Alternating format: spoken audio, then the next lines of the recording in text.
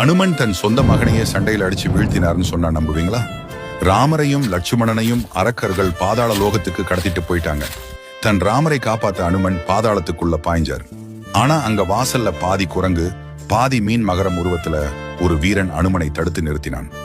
யார் நீனு? அனுமன் கோபமா கேட்டப்போ அவன் சொன்ன பதில், என் பேரு மகரத்வஜன், மாவீரன் அனுமனின் மகன் நானு சொன்னான். இடி விழுந்த மாதிரி அதிர்ந்து நின்னார் பிரம்மச்சாரியான அனுமன். எனக்கு எப்படி மகன்னு கேட்டப்போ, லங்கையை எரிச்சிட்டு நீங்க கடல்ல குதிச்சப்போ உங்க உடம்புல இருந்து விழுந்த வியர்வை துளியை ஒரு பெரிய கடல் விலங்கு மகரம் குடிச்சது. அந்த வியர்வையில பிறந்தவன் தான் நான் அவன் சொன்னான். தன் சொந்த மகனே தெரிஞ்சாலும் என் ராமரை காப்பாத்துறது தான் எனக்கு முதல் வேலைன்னு கொஞ்சமும் யோசிக்காம மகரத்வஜனை சண்டையில வீழ்த்தி கட்டி போட்டார் அனுமன். ராமரை மீட்டு வந்த பிறகு தன் மகனை பார்த்து நெஞ்சோடு கட்டிப்பிடிச்சு பாதாள லோகத்துக்கே அவனை ராஜாவா ஆக்கினார். சொந்த ரத்தமா இருந்தாலும் தன் தெய்வமான ராமருக்கு குறுக்கே வந்தா யாரையும் விடமாட்டேன்னு நிரூபிச்ச அனுமனின் பக்தியை பார்த்து வியக்கிறவங்க கண்டிப்பா மறக்காம ஜெய் ஆஞ்சநேயான்னு கமெண்ட் பண்ணுங்க.